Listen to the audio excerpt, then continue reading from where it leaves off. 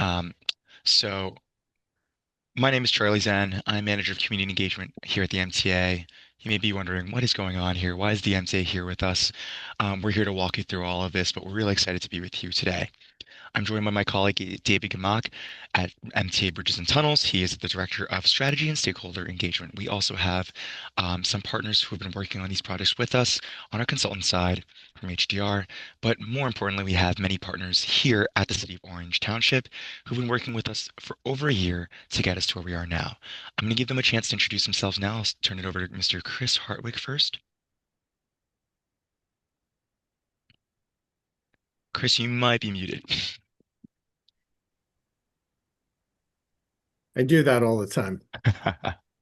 I'm Chris Hartwig. I'm the business administrator for the city. I've been in this position for 9.5 years, and I'm excited about this project. Thank you. Laquana? Good afternoon, everyone. My name is Laquana Best. I'm the Director of Planning and Economic Development for the City of Orange Township, as well as the Assistant Business Administrator to Mr. Hartwig.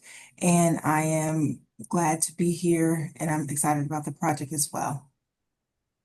She is the best. And then we have, of course, Mr. Marty Mays. Hello, everybody. My name is Marty Mays. I'm Director of Public Works and Engineering for the City of Orange. And I'm very happy to see this project hopefully moving forward. Thank you. And then from the school district, we're joined by Jason Ballard. Jason, if you want to introduce yourself. Good afternoon, everyone. I'm Jason Ballard. I'm the school business administrator for the Orange Board of Education. Been here for the last 5 years. Probably have 25 years of fiscal and operational experience. Prior to joining the Orange Board of Ed, I was the chief of staff and chief operating officer for the New Jersey Schools Development Authority, which is the construction arm of the state that builds schools throughout the entirety of the state, either fully funded or through regular operating district grant funds. Thank you so much, everyone. And if you're here joining us as a community stakeholder, we welcome you to put your name and your organization in the chat. I'm sure many of you will get the chance to introduce yourself a little bit as we transition to the Q&A portion, where we're happy to answer any questions you might have. But this takes us here to our next item here. We are going to walk you through some of basically how we got here. The short answer is we here at the MTA are here to give the City of Orange Township money to implement a project. We're here to talk you through the proposed project. No decisions have been made. This is a proposal that we've been working on to present to the community, to hear your questions, get your input, and see how we move forward. So we're going to walk you through how we got to these commitments, how we got here, and then we'll talk about the projects that we are proposing for the City of Orange Township. We'll transition then into a feedback session and Q&A where you're welcome to share your thoughts and any questions you might have. This is something new. This is something different. This is something that doesn't happen quite often. So we understand you might have some questions and we're here to help clarify them. If you have any questions during the presentation, you're welcome to put them in the chat. We'll get to them during the Q&A portion. We're going to go ahead right now and get started. All right, so let's do some table setting here.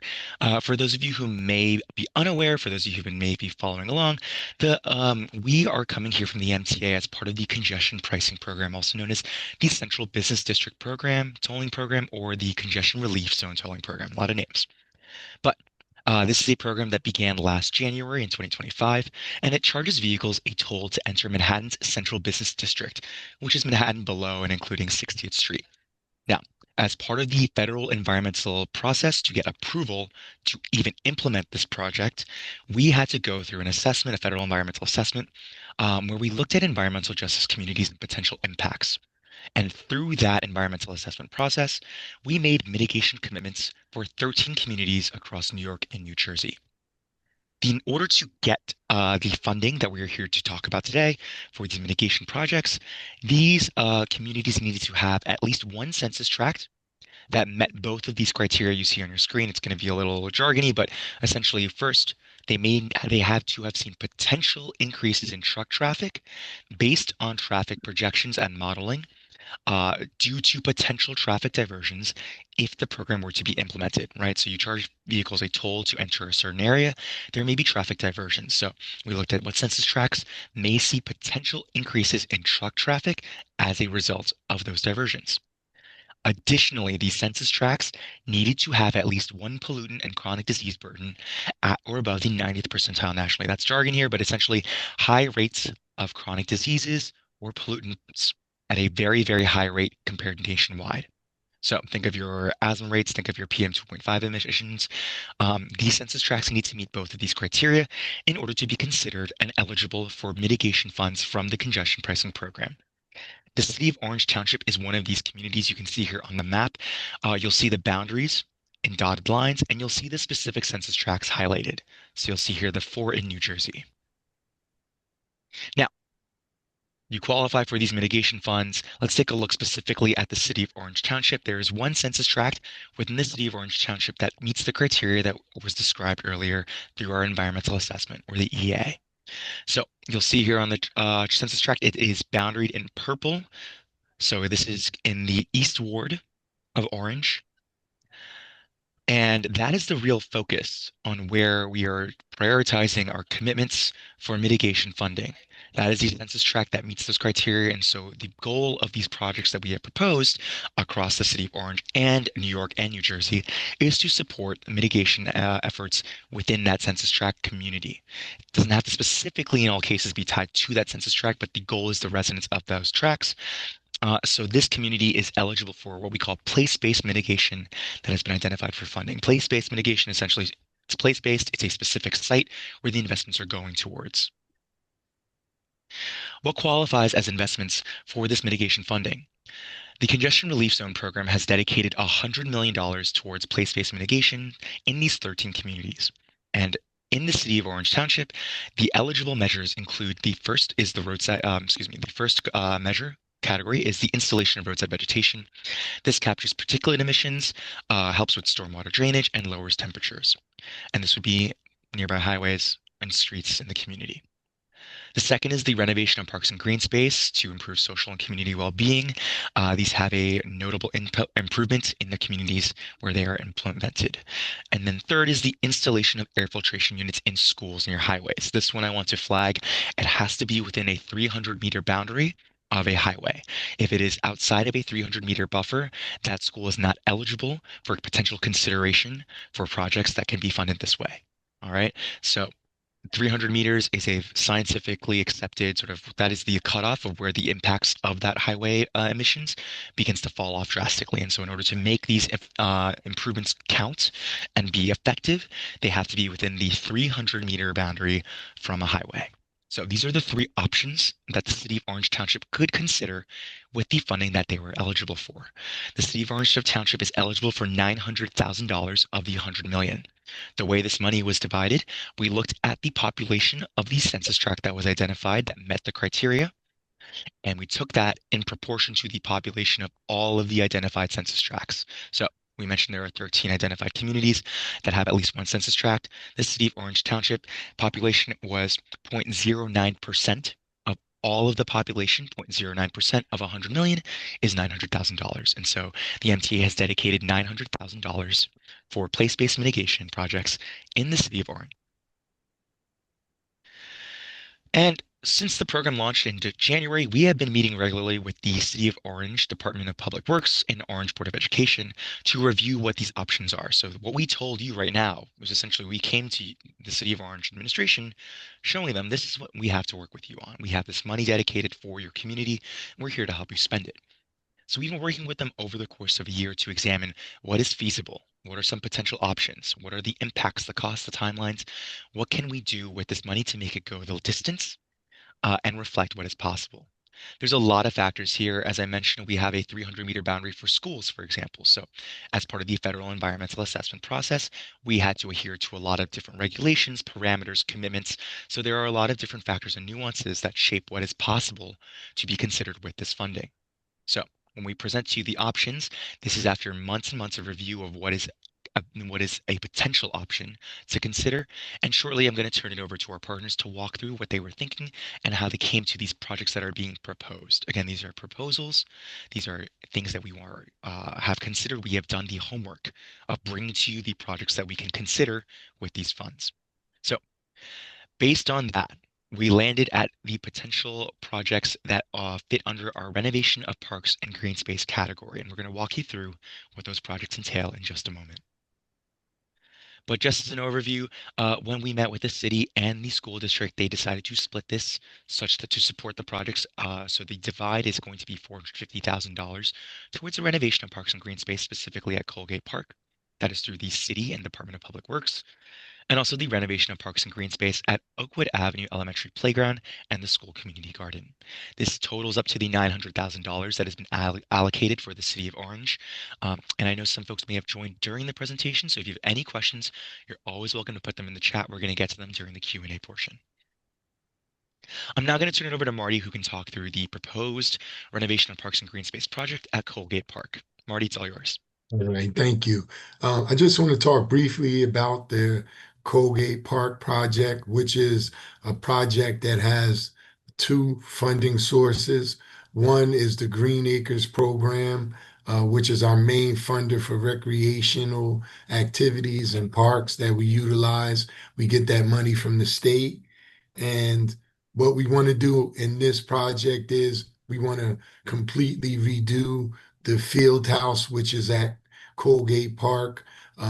Like I said, this project has several sources of funds, and the $450,000 would be to increase the amount of dollars that we have for this field house.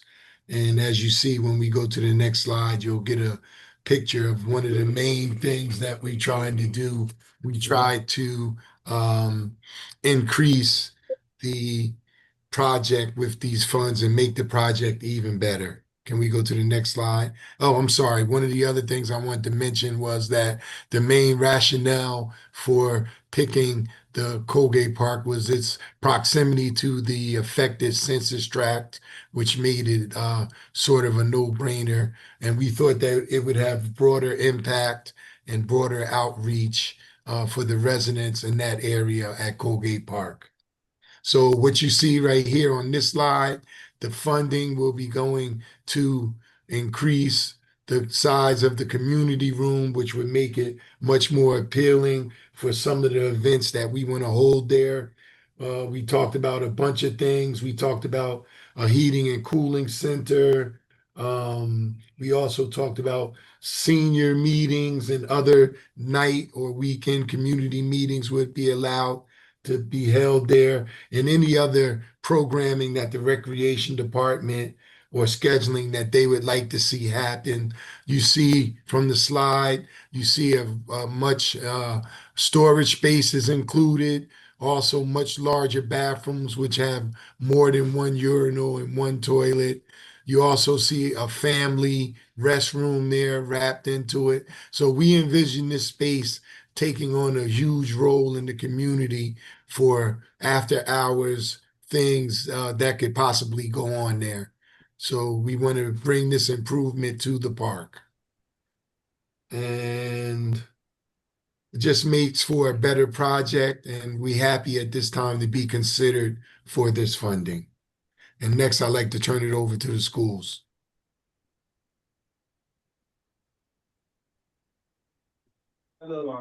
Good afternoon, everyone. Thank you for joining the call today. I'll give you a little brief background on the project and ultimately how we selected this particular project for the approval. So the district had already been working to do a number of items to work with our HVAC and other air filtration issues. When this grant the district had already started to do work over at Oakwood Avenue School, which is in the catchment area that was just described earlier by Charlie. We were looking at doing some additional unit ventilators, some boiler work, HVAC work.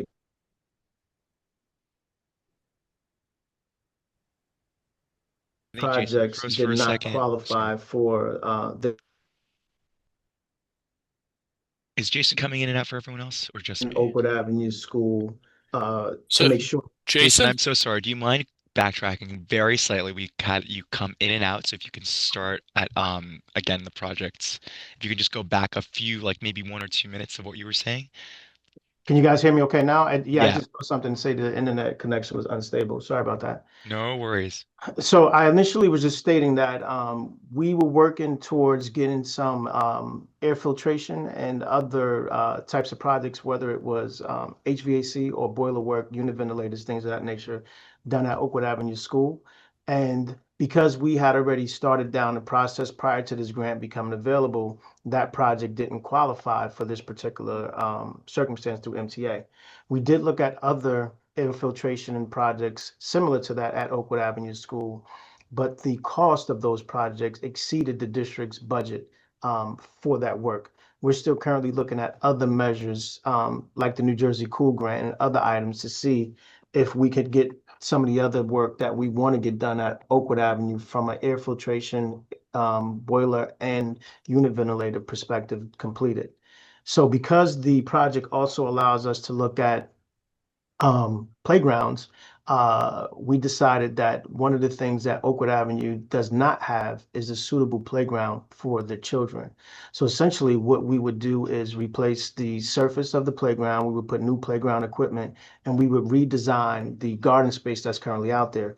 The principal at that school would have curricula attached to the garden, so it wouldn't just be, a garden there that isn't tied to something tangible. So that's kind of how we selected the playground attached with the green space for that particular project. Thank you, Jason. Something I want to also clarify again, when we went over the mitigation measures and what qualifies, there is that 300-meter boundary from the highway. So something that the Board of Education did was really do the homework in examining what schools are potentially eligible, and really trying to be creative here and looking at the impact, especially with Oakwood Avenue Elementary School. I just want to commend the school district here, especially in weighing what potential options are to expand the impact and reach as many students as possible. I also want to flag here for the city, when we looked at parks, you'll notice that Colgate Park is slightly outside of the census tract. That is still okay because that benefits the residents of the census tract. You'll also see here between the other patches of green space there, some of those are county parks that would involve more time and more effort and potentially dip into the budget potentially. I don't, but we explored options that were across the board.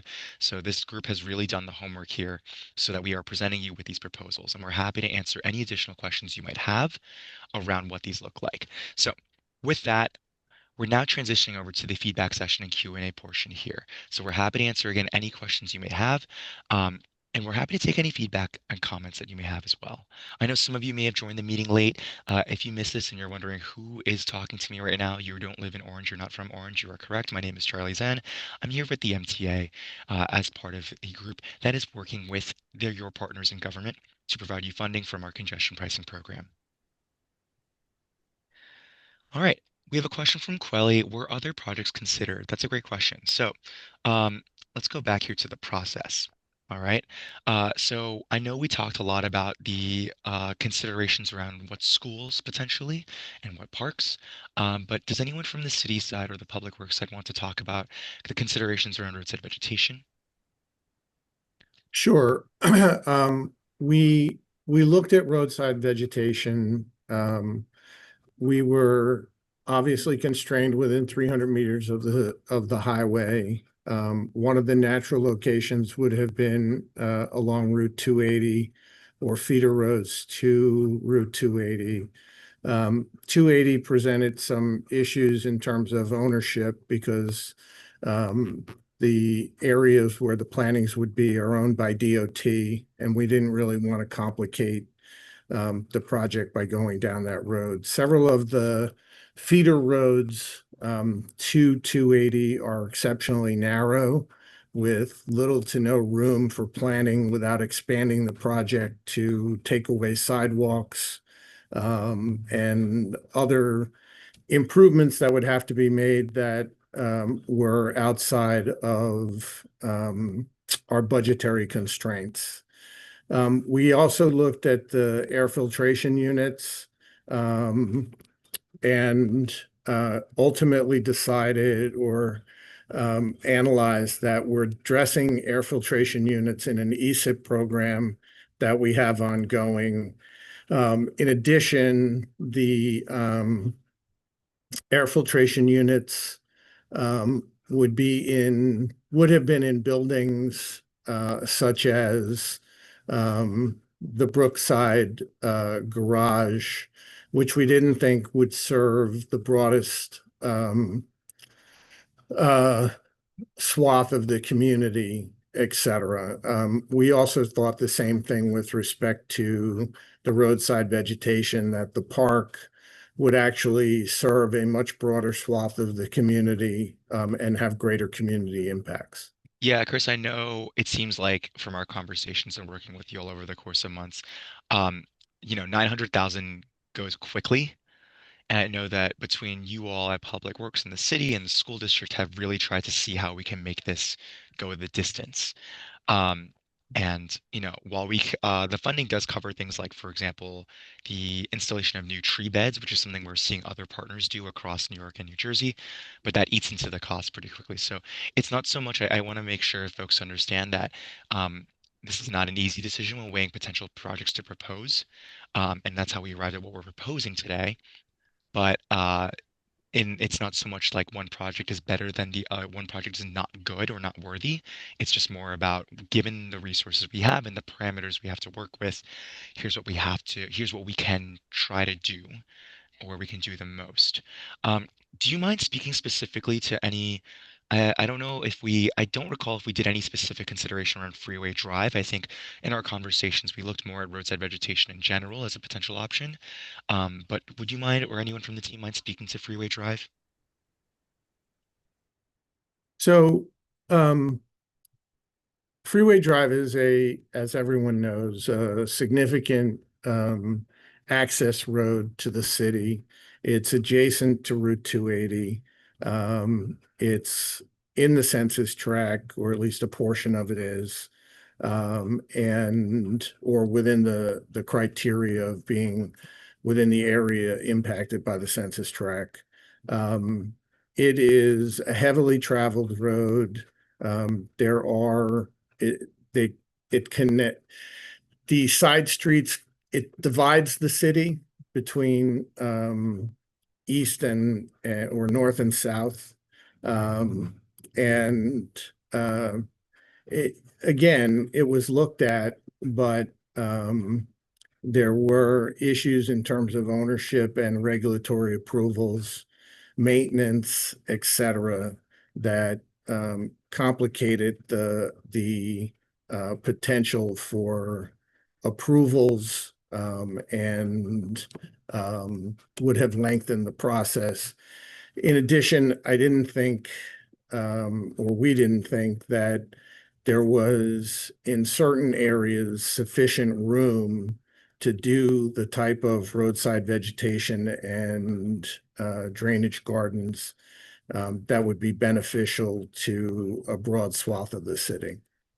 And just to emphasize again, it's when we look at these projects, and this goes across not just Orange, but also across New York and New Jersey, when we're weighing projects, it's not so much that if something wasn't considered at the final stage or proposed, that it's not a worthy project. I know I just really want to emphasize here the school district really tried hard to, for example, make Oakwood Elementary air filtration units work, but given the funding constraints that we have here to work with, um, some projects require more intervention than we're able to provide here with $450,000, right? So there are just some other considerations here. So just because something isn't considered through or proposed through this specific project doesn't mean it's not a worthy project for the community. We really want to make sure that that gets emphasized here. There's a few other questions in the chat. Jessica Engstrom, thank you for joining us, has asked, for the $900,000 in funds provided by the MTA, does Orange have to provide a percentage of the monies being used towards the project? No, not necessarily. That's a really good question. Let me go ahead and pull back up this slide here. Give me one moment. Okay. So, as part of the funds, again, and sort of for those who may have joined later, and just in general, I'll just reemphasize this because this is part of a lengthy federal environmental process. So I don't want you to feel like you need to know this beforehand. That's what we're here to do, answer your questions. The federal environmental assessment process allocated funds for each community based on population. So the identified census tracts, which had to meet both of these criteria, excuse me, they had to meet the potential increases in truck traffic as a result of the program, and they had to already have pre-existing high pollutant and chronic disease burdens. If you met both those criteria, we identified the census tract that qualified for mitigation funds, and then we looked at the population of that tract relative to the population of all identified tracts. You'll see here all of the tracts that were identified. So for the city of Orange Township, that census tract had a population that was 0.9% of all identified census tracts. So because it's 0.9% of all tracts, it gets 0.9% of the funds. We dedicated $100 million towards mitigation. So you get 0.9% of 100 million, which is $900,000.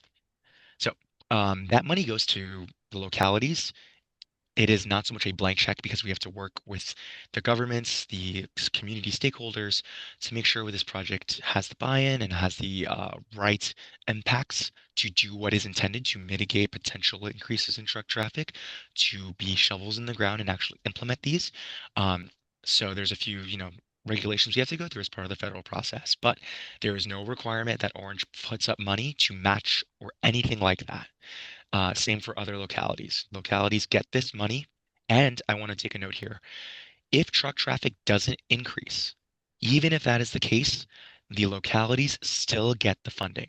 So this $100 million is dedicated, even if none of the truck traffic that we thought might potentially emerge, if that never happens, if truck traffic goes down, you still get the funding. So the MTA has committed this $900,000 for the city of Orange Township. Which I think hopefully one answers Jessica's question. I hope that answers your question, Jessica. And two, I think is a nice segue into Quelly's follow-up question, which is given yesterday's court outcome, does it imply more future funding? There is no future funding that has been identified as part of this process. The $100 million is a set amount. We actually have budgeted a little more overall for across New York and New Jersey, but the $100 million is set. So that 900,000 is 900,000. We are not going to be able to provide more than that for the city of Orange. Great questions. Any other questions from folks on this call? I also want to take a moment and note, if these projects sound good to you, that is important feedback for us to note. All right, we are here to answer your questions and get any feedback you have, but if this sounds good to you and you support it, you should note that. And I know, Laquana, you came off mute, so happy to turn it over to you. Thank you, Charlie. I just wanted to add, as far as the Colgate Park proposal, that this was also in addition to, we recently or earlier had applied for funding and it was cut. Some of the funding was actually cut. So this proposal actually provides us an opportunity to enhance what we originally set out to do for that area. So it's we're just thankful for the opportunity to hopefully be able to expand what we originally set out to do. So I just wanted to add that. Thanks, Laquana. And I think really to that point, it's as part of the consideration, where can we be additive and where are there existing other grants that projects can work together on. So that was also part of the consideration. As Laquana mentions, it's a lot of being creative. I think it's rare for localities to encounter a new $900,000 that was not previously budgeted for, that is being given with some strings attached and regulations given it's a federal process. But the team has been really, really doing the hard work and doing the homework and finding ways to make this go the distance. So this is how we landed these proposals. And thank you, Laquana, for adding that detail here. Any other questions from folks on this call?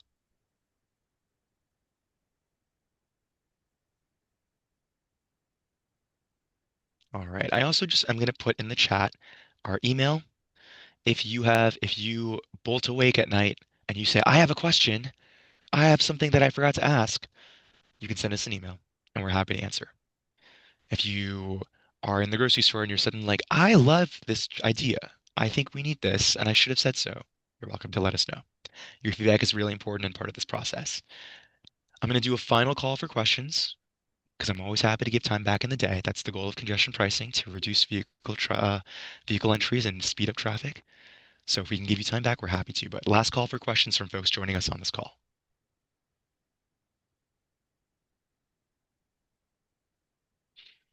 All right. And with that, I just want to thank you all for joining us today. Thank you for your questions. Thank you for your feedback. Thank you to our partners at the City of Orange, both at the Department of Public Works and the City Administration, and of course at the school district. We have another session later this evening, and we hope to hear from you if you have any further thoughts or questions. But with that, thank you so much. We're going to end this call. Thanks, folks. Have a great rest of your day.